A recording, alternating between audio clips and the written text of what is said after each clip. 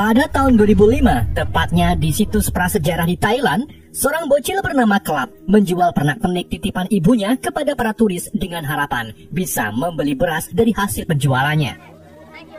Namun, begitu dagangan Club terjual, Club malah menggunakan uangnya bukan untuk beli beras, melainkan untuk berjudi tebak angka yang diadakan oleh remaja bernama Dimek Secuil. Judi tersebut berupa meminta seorang anak kecil bernama Yaul untuk menghentikan stopwatch sesuai angka yang ditulis. Yaul ini memiliki kemampuan super. Ia bisa mengendalikan apapun melalui pikirannya, termasuk menghentikan timer dan menggunakan kekuatan itu untuk memenangkan judi dari Dimek. Namun saat sedang asik-asiknya berjudi, tiba-tiba sekelompok polisi datang menggerebek mereka.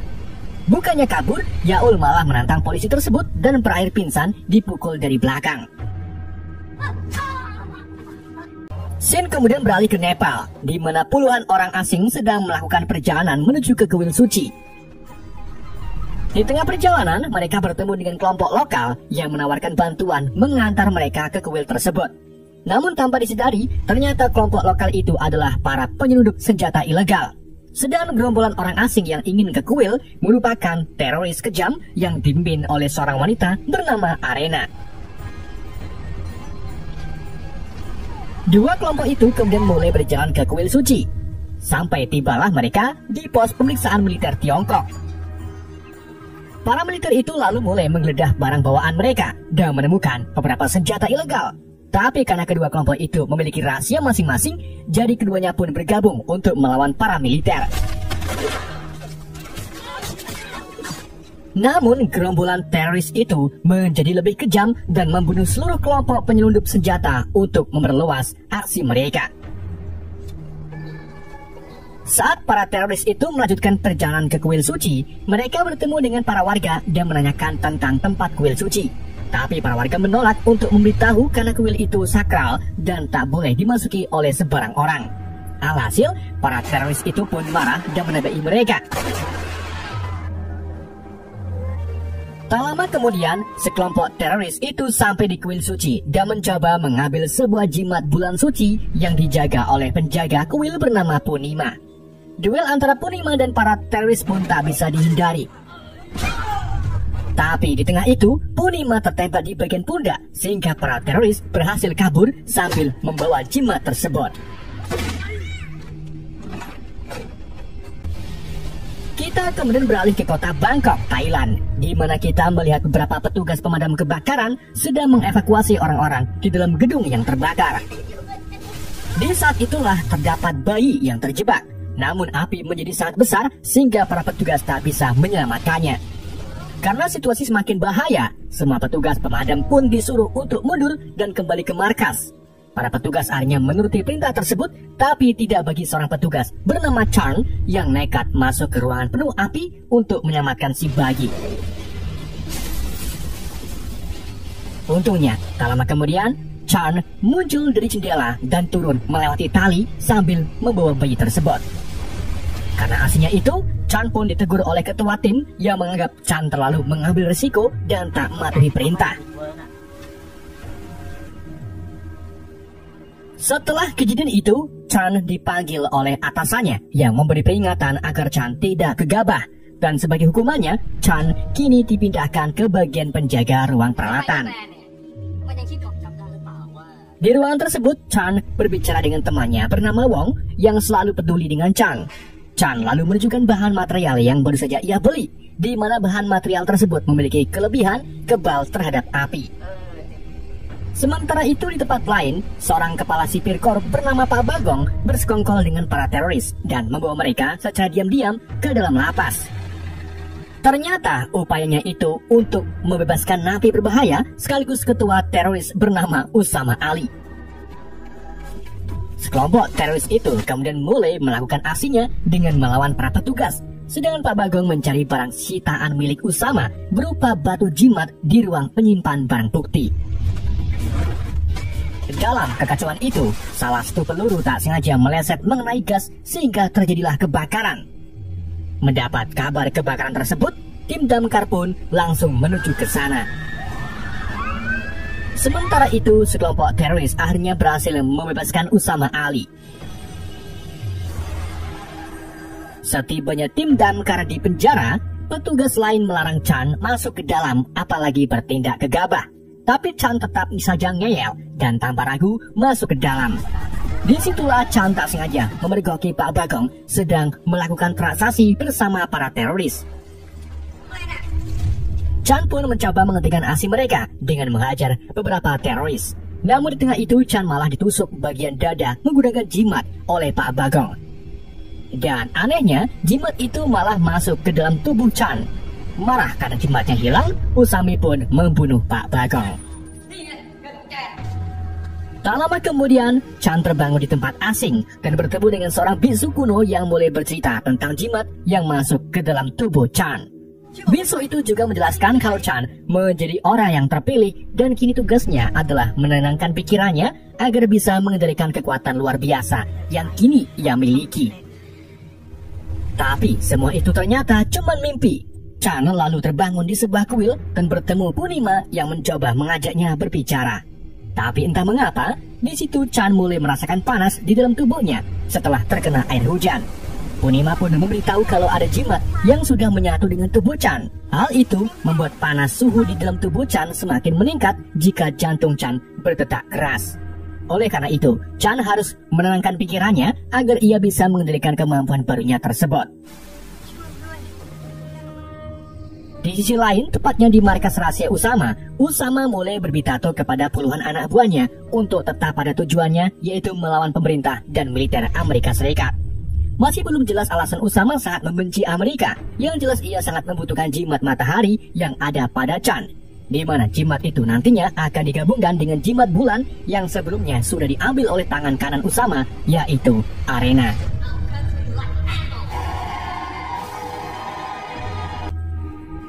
Di pagi harinya, Chan menemukan dirinya sudah berada di rumah. Ia lalu pergi menemui ibunya yang khawatir dengan keadaan Char. Di saat itu juga, Chan tak sengaja memecahkan gelas. Ketika Chan memungut pecahan gelas, jarinya terluka dan berdarah. Tapi anehnya, darah itu dengan seketika berubah menjadi merkuri. Karena penasaran, Chan pun masuk ke dalam kamar dan menggores tangannya sendiri. Dan benar saja, darah yang dikeluarkan langsung berubah menjadi merkuri. Tidak cuma itu, luka di tangan Chan juga langsung menutup seperti memiliki kemampuan beregenerasi.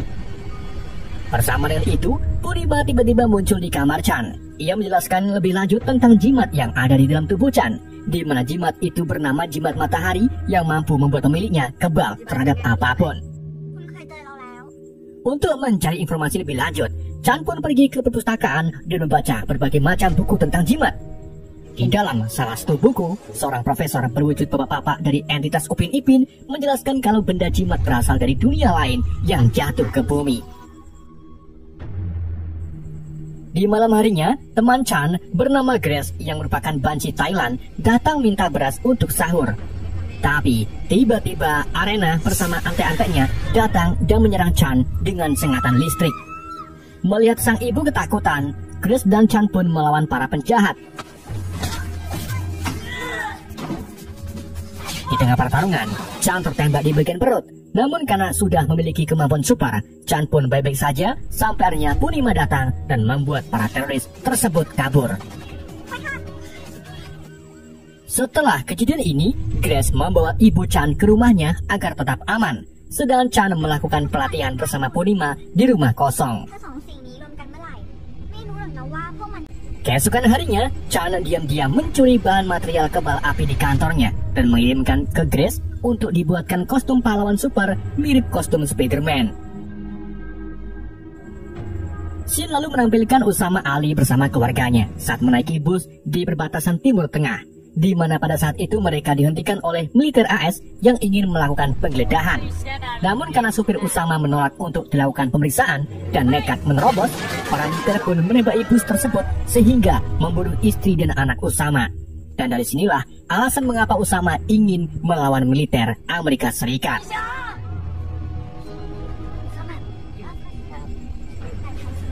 Sudah beberapa hari berlalu, Chan menjalani pelatihan dengan Punima.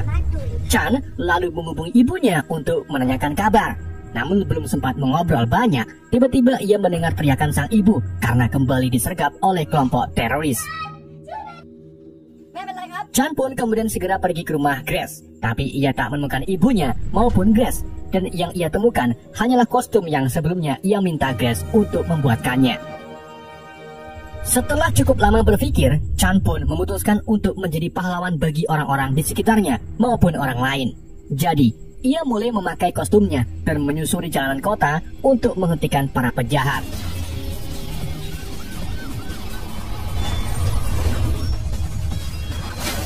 Selain kuat, Chan juga bisa berayun dengan cara menggunakan medan magnet Merkuri yang ada di tubuhnya. Aksi Chan tersebut pun menarik banyak media dan orang-orang yang penasaran siapa sih orang di balik kostum berwarna hitam tersebut.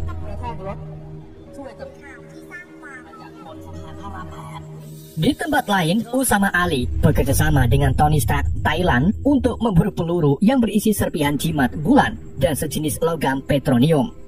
Ia dan anak buahnya lalu melakukan uji coba dengan menembakkan peluru itu ke bukit, dan seketika ledakan besar pun terjadi.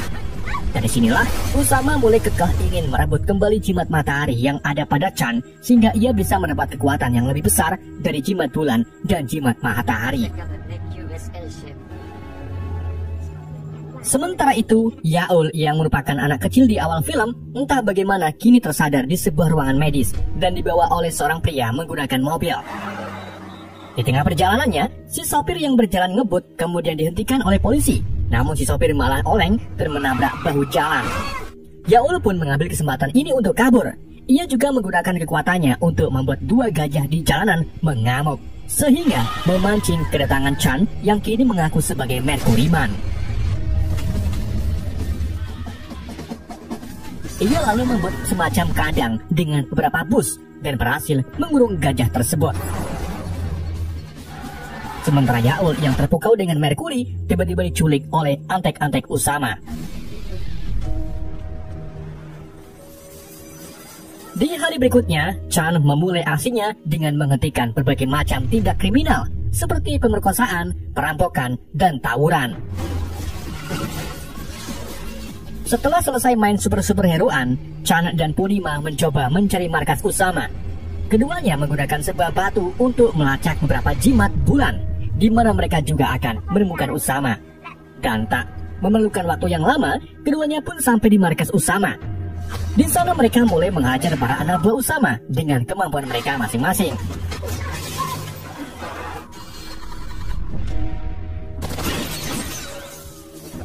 Setelah mengalahkan ante-ante Usama, Punima pergi untuk menolong Grace, sedangkan Chan pergi mencari ibunya. Namun Grace mengira kalau Punima termasuk anak buah Usama dan mulai menyerang Punima. Sampai akhirnya Chan datang untuk menghentikan Grace. Setelah kesalahpahaman itu, Grace mengungkapkan kalau Usama dan yang lainnya sudah pergi sekaligus membawa ibu Chan. Grace juga menambahkan kalau Usama Ali akan melepaskan ibu Chan jika Chan mau menyerahkan jimatnya. Alhasil Chan pun setuju dan keduanya akan bertemu Usama Ali di hari berikutnya. Di tempat lain, Arena memberitahu Usama kalau ia sempat mengalahkan Chan menggunakan sengatan listrik saat menyergap di rumahnya, yang artinya Chan bisa dikalahkan dengan bantuan listrik. Mengetahui hal itu, ante-ante Usama Ali pun pergi ke sebuah klub dan membuat keributan di sana untuk memancing Chan.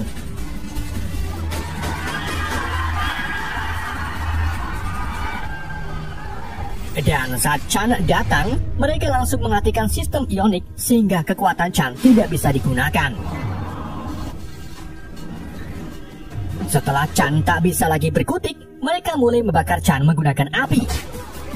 Namun karena Chan jago dalam bela diri Muay Thai, ia pun melawan para musuh satu persatu dengan tangan kosong.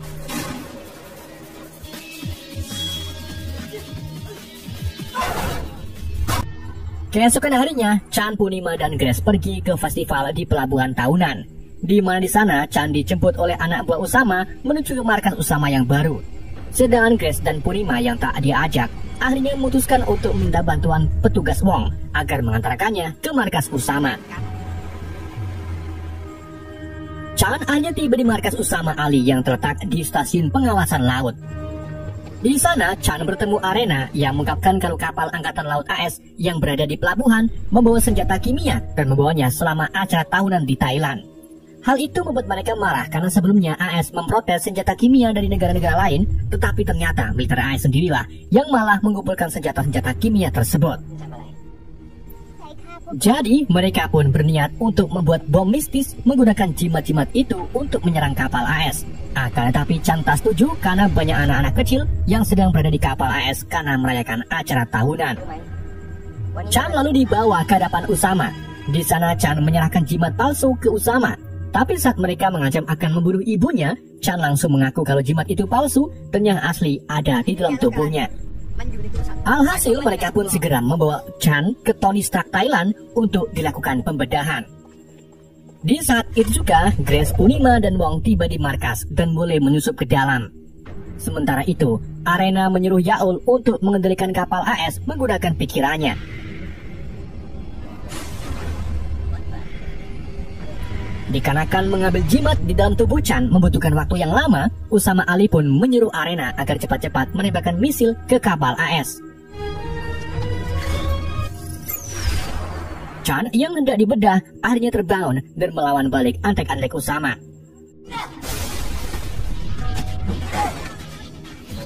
Setelah melepaskan ibunya, Chan memakai kostum Mercuryman dan lanjut bertarung melawan anak buah Usama.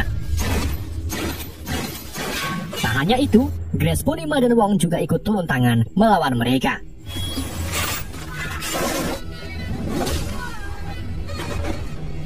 Dengan taburan Ceres di atasnya, Mercuryman akhirnya berhasil mengalahkan anak buah Usama dan melepaskan Yaul dari ikatannya. Sementara itu, Punima sibuk melawan Arena yang juga jago Muay Thai. Tapi akhirnya Punima berhasil menjatuhkan Arena dan jimat bulannya. Tak terima dikalahkan oleh Punima, Arena pun menusukkan serpihan jimat bulan ke tubuhnya dan kemudian pergi begitu saja. Sementara itu di pelabuhan, pihak Angkatan Laut Thailand mendeteksi adanya misil yang akan menyerang kapal laut AS. Mereka pun memerintahkan penembak jitu untuk menghentikan misil tersebut. Dan dengan bantuan semangat dari anak-anak, si penembak pun berhasil menghentikan misil tersebut.